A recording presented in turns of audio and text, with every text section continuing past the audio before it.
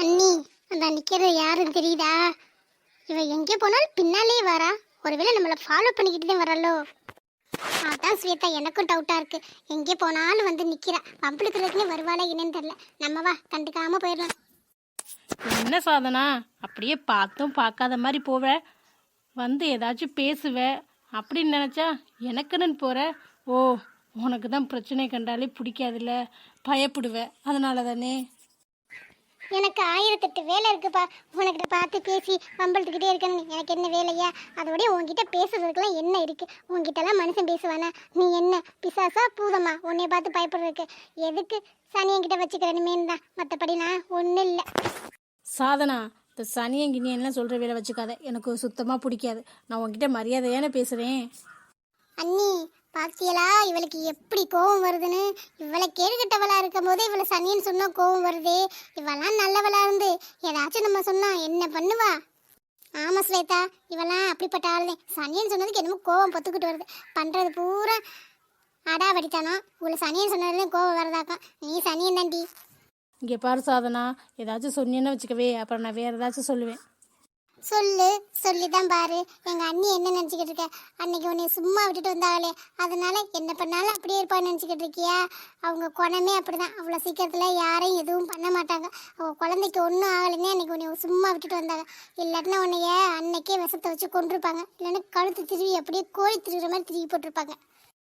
சாதனா, இந்த குழந்தை தப்பிச்சுக்கிச்சு தானே நினச்சிக்கிட்டு இருக்க. பார்க்குறேன்டி, நீ இந்த குழந்தைய எப்படி பெற்று எடுக்கிறேன்னு பார்க்குறேன்டி. நீ கதறி கதறி அழுவடி. இந்த குழந்தை முதலே போயிருந்தா கூட உனக்கு ஒன்றும் தெரிஞ்சிருக்காரு. நல்லா வளர்ந்து வரையெல்லாம் பெருசானதுக்கப்புறம் போகும் பாரு. அப்போ போனால் உன்னால் என்னடி பண்ண முடியும்? கதறி கதறி தானே அழுவேன். சப்போஸ் வெளியிலே வந்துருச்சுன்னு வச்சுக்க, வந்தாலும் உன்னை நிம்மதியாக விடுவேன் நானா? வெளியிலே வந்தாலும் அந்த குழந்தைய நான் கொன்றுவேன். என்ன சொன்ன? ஏன் நான் உனக்கு சொன்னது உனக்கு ஒன்றும் கேட்கலையா? இந்த குழந்தைய நீ பெற்று எடுத்து வளர்க்க முடியாதுன்னு சொல்கிறேன். நீ கதறி கதறி அழுக தான் போகிற. இந்த குழந்தை உனக்கு இல்லை. என்னோட கார்த்திக் எப்படி என்கிட்ட இருந்து பறிச்ச, அது மாதிரியே நானும் பறிப்பேன்டி. ஏய் சாதனா, இப்போ எதுக்கு என்னை அடிச்ச நீ? என்னடி நீ என்ன பேசினாலும் அப்படியே நான் பார்த்துக்கிட்டே இருப்பேன் நினச்சியா? நான் ஒரு நேரத்தை பார்த்தாப்புல இருக்க மாட்டேன். அன்னைக்கு ஏதோ உன்னை அடிக்காமல் வந்தது எவ்வளோ பெரிய தப்புன்னு என்னை ஃபீல் பண்ண வச்சுட்டில்ல. ஒரு கணத்தில் தானே விட்டேன். இன்னும் கொஞ்சம் வாய் பேசணுன்னு வச்சுக்க, பல்லாறு அரைஞ்சிருவேன். ஒல்லுங்க மரியாதையை ஓடி போயிரு. நாங்களே உங்ககிட்ட எதுக்கு பேசணும் தானே போகிறோம். போகிறவங்களை வம்புழுத்து பேசினேன்னா இந்த மாதிரி தான் அடி விழுகும். இதை எப்போவுமே ஞாபகத்தில் வச்சுக்க. அது எப்படி நீ அவளுக்கு ஞாபகம் இல்லாமல் போயிடும்? இனிமேல் உங்களை பார்க்குற திருப்பெல்லாம் நீங்கள் கொடுத்த அடிங்க தானே ஞாபகம் இருக்கும். அன்னைக்கே இந்த அடியை நீங்களும் அண்ணனு கொடுத்துருந்தா மறுபடியும் வந்து இப்படி பேசியிருப்பாளா? சொல்லுங்க. ஸ்வேதா, என்ன நீனும் அவளோட கூட்டு சேர்ந்துக்கிட்டு ஆடுறியா? உங்கள் அம்மா பேச்சை கேட்டு ஒழுங்காக நடந்துக்கிட்டீங்கன்னா உன் வாழ்க்கை நல்லாயிருக்கும். சும்மா அந்த இவ சொல்கிறதே கேட்டுக்கிட்டு தெரிஞ்சுன்னா வச்சுக்கவே, இவளை மாதிரி நீனும் யாரும் இல்லாமல் தெரிய வேண்டியதான். என்ன மித்ரா, எங்கள் அம்மா நீ என்ன சொன்னாலும் கேட்குறாங்கிறதுக்காக நாங்களும் நீ சொல்கிறத அப்படியே கேட்கணும்னு நினச்சிக்கிட்டு இருக்கியோ? வாங்கின அடி உனக்கு பத்தலை. அண்ணி ஒரு அடியாக கொடுத்துருக்காங்க. நானாக இருந்தானே வச்சுக்கவே சலான்னு விட்டுருப்பேன் நல்லா. எங்கள் அண்ணி குணம்லாம் எனக்கு இல்லை. என்கிட்டலாம் இந்த மாதிரி உன் வாழை ஆட்டுற வேலை வச்சுக்காத. உன் வாழை ஒட்டை நறுக்கிடுவேன்.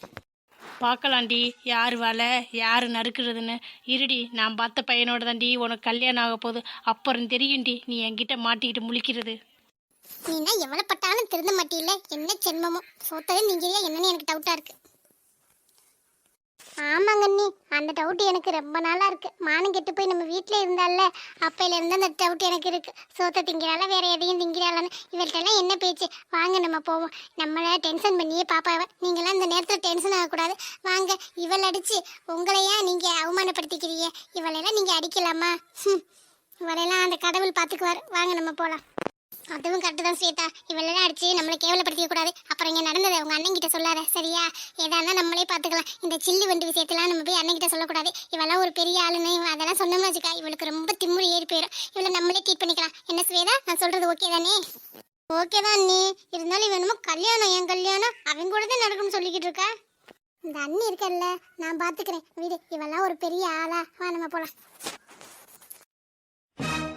சாதனை, நீவே நீ அடிச்சுட்டு போவா? அடிச்சதும் இல்லாமல் என்னை அடிச்சது உங்களுக்கு அவமானமாக இருக்கா? அந்த அளவுக்கு அடி நான் கேவலமாக இருக்கேன்? இருங்கடி, என்னோட சுயரூபத்தை நான் காட்டுறேன். ஏதோ உன் நல்ல நேரம் இருக்கக்கண்டி தப்பிச்சுக்கிட்டே போகிறேன். ஆனால் இனிமேல் என்கிட்ட இருந்து தப்பிக்க முடியாது. ஸ்வேதா, நீயும் சேர்ந்துக்கிட்டு தானே பண்ணுற? இரு எத்தனை நாளைக்குன்னு பார்க்குறேன். ஆண்டி என்னோட கைக்குள்ளே இருக்காங்க. அதனால் என்னோட தம்பி தாண்டி உன் கழுத்தில் தாலி கட்டுவேன். என் தம்பி இன்னும் கொஞ்சம் நேரத்தில் வந்துடுவேன். நான் பிளானை போடுறேன். அதுக்கு வாழை நொட்டை நறுக்கிடுவியா? யார் வாழை யார் நறுக்கிறான்னு பார்க்கலாம். என் மேலே கை வைக்கிற அளவுக்கு உங்களுக்கு தைரியம் வந்துருச்சுல்ல? உங்களையெல்லாம் யாரையும் நான் சந்தோஷமாகவே விட மாட்டேன். என்னக்கா தனியாக நின்று புலம்பிக்கிட்டே இருக்க? வாடா, எல்லாம் உன்னால தாண்டா. அன்னைக்கு வந்துட்டு அப்படியே போயிட்டேன். இல்லைன்னா இந்த நிலைமை வந்திருக்குமா எனக்கு? ஆளுக்கிட்டே பேச்சு வாங்கிட்டு அடி வாங்கிட்டு திரியிறேன். என்னக்கா சொல்ற? அடி வாங்கினியா? யார் உன்னை அடிச்சது? அந்த அளவுக்கு தைரியம் இருக்கா? யாருன்னு மட்டும் சொல்லுக்கா, நான் பாத்துக்கிறேன். எல்லாம் அந்த சாதனா தாண்டா. அவளோட சேர்ந்துக்கிட்டு இந்த ஸ்வேதாவும் எப்படி பேசுகிறா தெரியுமா? முதல்ல அவளை கல்யாணம் பண்ணுறா, அப்புறம் நம்ம ஆட்டத்தை ஆரம்பிக்கலாம். ஆமா, என்னை வர சொல்லிட்டு அவர் என்னிடம் வீட்டுல ஆளே இல்லைன்னு சொல்லிட்டாரு. டேய், உனக்கு மண்டியில் கொஞ்சமாச்சும் மசாலா இருக்கா இல்லையா? அவர் தான் ஆன்லைன் சொல்கிறாரு. ஒரு ஃபோன் போட்டிருக்கலாம்ல. எனக்கு ஃபோன் போடுறதுக்கு உனக்கு என்ன அவ்வளோ மேல் வெளியாக இருக்கா? அவர் சொன்னாராம், உடனே அவர் போயிட்டாராம். நீ ஒரு ஆள். ஆண்டி ஏதோ நான் சொல்கிறத கேட்குறக்கண்டி மறுபடியும் பார்க்கலான்னு சொன்னாங்க. இல்லாட்டினா என்ன சொல்லியிருப்பாங்க? உன்னை வச்சுக்கிட்டு நான் என்ன பண்ணுறதுனே தெரியல. ஆமாம், இந்த அம்மா எதுக்குடா ஓயாமல் ஃபோன் பண்ணிக்கிட்டே இருக்குது? நைட்லேருந்து ஒரே ஃபோன் தான்டா. தெரியலக்கா, எனக்கும் என்னன்னே தெரியல. எனக்கும் நைட்ல இருந்து ஒரே ஃபோன் அடிச்சுக்கிட்டே இருக்கு. நான் எடுக்கவே இல்லை. எடுத்தா ஏதாச்சும் நொய்யின்னு சொல்லணும். எதுக்கு வீட்டுக்கு வரல அப்படி இப்படின்னு காயமொயின்னு கத்துமா, நான் எடுக்கவே இல்லை. உனக்கும் அதே தானே? நீ வாட்டுக்க நான் எங்கே இருக்கிறேன்னு சொல்லி தொலைஞ்சிடாத. நான் இப்போதான் நிம்மதியாக இருக்கேன். அந்த வீட்டுக்கு போனால் என் நிம்மதியே போயிடும். நானும் ஃபோன் எடுக்கலடா. அது நொய்யின்னு ஏதாச்சும் சொல்லிக்கிட்டே இருக்கும். கல்யாணம் பண்ணிக்கிறியான்னு கேட்கும். நம்ம பிரச்சனை எங்கே அதுக்கு புரிய போகுது? இந்த ஏழை வீட்டில் வந்து பிறந்து நம்ம படுற கஷ்டம் அதுக்கா தெரியும்? அதுக்கு என்ன? அது இஷ்டத்துக்கு பேசிக்கிட்டு இருக்கோம். நான் ஃபோன் எடுக்கலை. சரி, நீ ஈவினிங் போல் வரியா? ஆண்டியை கோயிலுக்கு கூட்டிகிட்டு வந்துடுறேன். சரி, நான் ஈவினிங் போல வந்துடுறேன். வீட்டுக்கெல்லாம் வரல. வீட்டுக்கு வந்தால் அவர் இருப்பார். அவர் என்ன இப்போவே இப்படி பேசுகிறாரு? இவரெல்லாம் என்னென்னே பொண்ணை கல்யாணம் பண்ணி கொடுக்க போகிறாரோ. அதனால தான் ஆண்டியை ஈவினிங் கூட்டி கோயிலுக்கு வந்துடுறேன். நீ கோயிலுக்கு நாங்கள் வர்றதுக்கு முன்னாடியே வந்துடுறேன். இந்த தடவை ஏதாச்சும் சொதப்பினேன்னு வச்சுக்க, அப்புறம் ஸ்வேதா உனக்கு இல்லை. இல்லைக்கா, இன்னைக்கு நான் கண்டிப்பாக வந்துடுவேன். ஈவினிங் போல் வந்துடுறேன். முதல்ல இந்த ஃபோனை சுவிட்ச் ஆஃப் பண்ணணும். அம்மா தொல்லை தாங்கலை.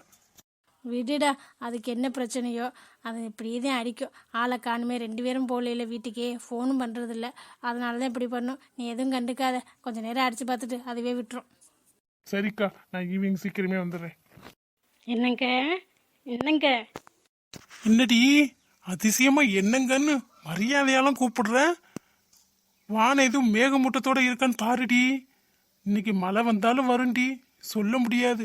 அதிசயமா மரியாதையாலாம் கூப்பிடுறியே. ஆமா, கையில என்ன? பார்க்க பிரியாணி மாதிரி இருக்கு. எங்கே ஆர்டர் போட்டு வாங்கினேன்? என்னங்க இப்படி கேட்குறீங்க? உங்களுக்கு என்ன நான் மரியாதையே கொடுத்தது இல்லையா? யாருக்கிட்ட உங்களை நான் விட்டு கொடுத்து பேசியிருக்கேன்? இப்படி சொல்கிறீங்க. பிரியாணி கடையிலலாம் ஒன்றும் ஆர்டர் போடலை. பார்க்கும்போது கடையில் செஞ்ச மாதிரியே இருக்கா? பார்க்குறதுக்கு அப்படிதான் இருக்கு. சாப்பிட்டு பார்த்தா தானே தெரியும். ஏதாச்சும் என்னை குத்தம் சொல்லலைன்னா உங்களுக்கு தூக்கமே வராது. உங்களுக்கு பிரியாணி பிடிக்குமேனு ஆசையாக கடையில் போய் சிக்கன் வாங்கிட்டு வந்து பாருங்கள், லெக் பீஸோட தனியாக உங்களுக்காண்டி போட சொல்லி வாங்கிட்டு வந்து கடையில் இல்லைன்னு சொல்லிட்டேன். லெக் பீஸ்க்காண்டி இன்னொரு கடைக்கு ரொம்ப தூரம் நடந்து போனேன் தெரியுமா? வாங்கிட்டு வந்து அரும்பாடு பத்து எத்தனை யூடியூப் சேனல் பார்த்து உங்களுக்காக ஆசையாக செஞ்சுட்டு வந்திருக்கேன். இப்படி சொல்கிறீங்க, மனசு கஷ்டமாக இருக்குல்ல? சாப்பிட்டு பார்த்துட்டு எப்படி இருக்குன்னு சொல்லுங்கள். எனக்கு ஒன்றும் சரியா படலையே. நான் இந்த சாம்பார் கேட்டாலே வச்சு தர்றதுக்கு அம்புட்டு சலுப்பு படுவேன். இன்னைக்கு கேட்காமலே பிரியாணி வருது. என்ன விஷயம்? ஏதாச்சும் காரியம் ஆகணும்னானே இப்படி பண்ணுவேன். சின்ன வயசுலேருந்தே உன் வழக்கம் அப்படித்தானே. என்ன சொல்லு? இல்லைங்க, உங்களுக்கு பிடிக்குமேன்னு தான் செஞ்சுட்டு வந்தேன். என்ன காரியம் ஆக போகுது? அது இந்த வயசில், சின்ன வயசுலையாச்சும் அதை வாங்கி கொடுங்க இதை வாங்கி கொடுங்கன்னு சொல்லி ஏதாச்சும் செஞ்சு கொடுப்பேன் உங்களுக்கு பிடிச்சதா. இப்போ என்னங்க எனக்கு தேவை இருக்குது? இனிமேல் நம்ம பசங்க தானே எல்லாமே. ஆமாம் ஆமாம், நம்ம பசங்க தான் எல்லாமே. அது கரெக்டு தான். ஆனால் நீ பசங்களுக்காக வாழ்கிற ஆள் இல்லையே, உனக்காக வாழ்கிற ஆளாச்சே. அதையும் கேட்டேன், பிரியாணிலாம் செஞ்சு கொண்டு வந்திருக்கியேன்னு. இப்போ தானே சாப்பிட்டோம், டீ வேற குடித்தோம். எனக்கு இப்போதைக்கு பசி இல்லைம்மா. காலைல சாப்பிட்டு கொஞ்சம் நேரம் தான் ஆகுது. மறுபடியும் பிரியாணி கொண்டு தந்தீங்கன்னா? என்னங்க இப்படி சொல்லியிருக்கீங்க? ஆசையாக செஞ்சு கொண்டு வந்தா இங்கே பசிக்கலைன்னு சொல்கிறீங்க. வெளியில் போயிட்டு வந்தீங்களே, எதுவும் சாப்பிட்டு வந்தீங்களா? உங்களுக்கு சர்ப்ரைஸ் பண்ணலான்னு தான் நான் ஆசையாக வாங்கியாந்து செஞ்சேன். இப்படி பண்ணி வச்சுருக்கீங்க. இதுவே உங்கள் மருமக செஞ்சு கொடுத்துருந்தா மட்டும் எவ்வளோ பசியாக இருந்தாலும் பசி இல்லைனாலும் அப்படியே வாங்கி சாப்பிடுவீங்கல்ல. அற்புதமாக இருக்குது அப்படின்னு சொல்லிக்கிட்டு நான் செஞ்சு கொண்டு வந்திருக்கேன். ஒரு வாயாச்சும் எடுத்து பார்த்துட்டு நல்லா இருக்குன்னு சொன்னால் எனக்கு கொஞ்சம் நல்லா இருக்கும்ல. சரி இவ்வளவு தூரம் கேட்குறேங்கிறக்கா சொல்றேன். மருமக கையால் இப்போ தான் சாப்பிட்டு வரேன். சாம்பார் சாதம் வச்சு ஊறுகாய் கொஞ்சோண்டு அப்பளம் பொரிச்சு தந்தா கலர் கலராக இருக்கும்ல, பார்க்கவே சூப்பராக இருக்கும். அப்புறம் நாட்டுக்கோழி முட்டை வாங்கி கொடுத்துருப்பேன் போல கார்த்தி பொண்டாட்டி எவ்வளவா கவனிச்சுக்கிறேன் பாருவே. அந்த முட்டை எனக்கு வெங்காயம்லாம் நிறைய போட்டு வரமிளகா போட்டு ஆம்லெட் மாதிரி போட்டு தந்துச்சு. சூப்பராக இருந்துச்சு. அதே 2 பிளேட் காலி பண்ணிட்டு வந்துட்டு. அதே எனக்கு பசி இல்லை.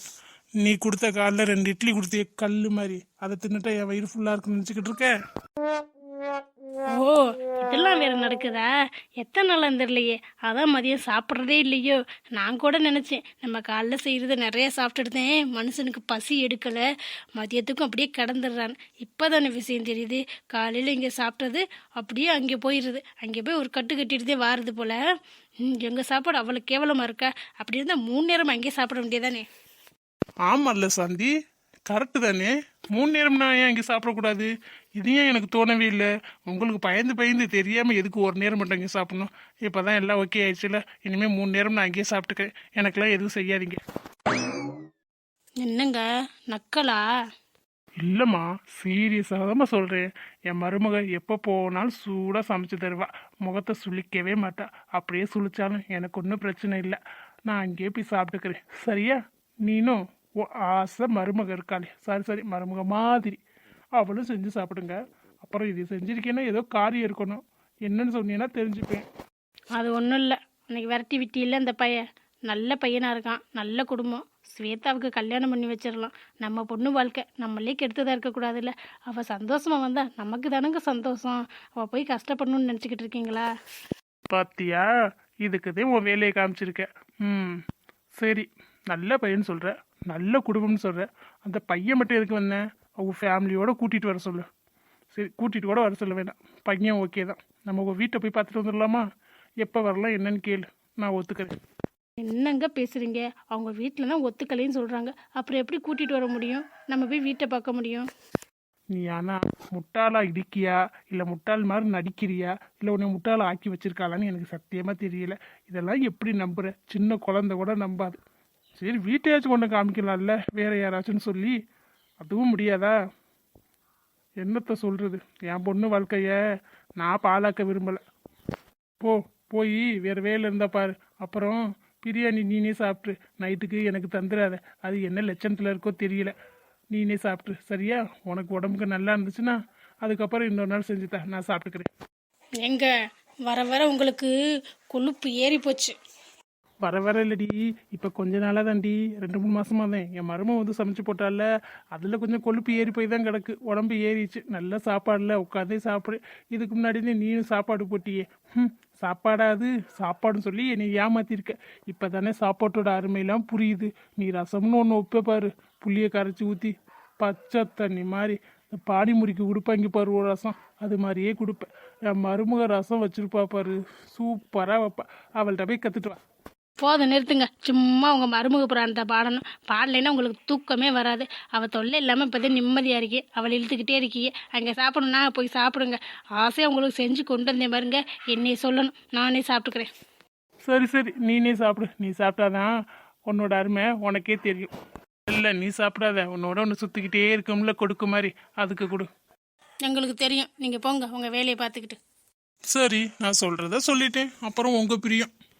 காசு இல்லாத நேரத்தில் கறி வாங்கியாந்து ஆசையாக செஞ்சால் இந்த மனுஷனுக்கு கொழுப்பப்பார். பார்த்துக்கிறேன். எத்தனை நாள் அங்கேயே போய் சாப்பிட்றாங்க. என்ன மேடம், வர ரொம்ப பிஸியாக இருக்கீங்க. மேடம் கையிலே பிடிக்க முடியல போல. ஸ்வேதாவும் நீனும் எங்கே போயிட்டு வந்தீங்க? ஷாப்பிங்கா? எப்போ என்னை கூப்பிடுவேன், இப்போ என்னை கண்டுக்கவே மாட்டேங்கிற, கழட்டி விட்டுட்ட. ஆமாம் கார்த்தி, உங்களை கூட்டிகிட்டு போகலான்னு பார்த்தேன்.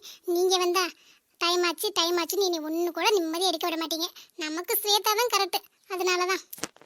அது சரி, உனக்கு அவ தான் கரெக்டு. ஆமாம், என்ன இது பார்சல் புதுசாக இருக்கு? இன்னைக்கு என்ன நாள்? அப்படி ஒன்றும் விசேஷமாக ஸ்பெஷலான நாள்லாம் ஒன்றும் இல்லையே. இல்லைப்பா, நீங்கள் கட்டியிருக்க வாட்ச் அந்த வாரம் வந்து போச்சா, அதனால ஒரு வாட்ச் பார்த்தேன், சூப்பராக இருந்துச்சு. அதை அப்படியே வாங்கிட்டு வந்துட்டேன். அது சரி செல்ல குட்டி, வாட்ச் வாங்கினா ஓகே. அதையே அப்படி பார்சல் பண்ணி கொண்டு வந்திருக்க, கிஃப்ட் கொடுக்கவா? ஆமாம், நீங்கள் எனக்கு கிஃப்ட் கொடுத்தீங்க, அதனால பதிலுக்கு உங்களுக்கு சின்ன கிஃப்ட். நான் gift கொடுத்தேனா? நான் என்ன செல்லக்குட்டி gift கொடுத்தேன்? நான் தான் உனக்கு ஒண்ணுமே கொடுக்கல. நினைச்சுக்கிட்டே இருக்கிறேன்.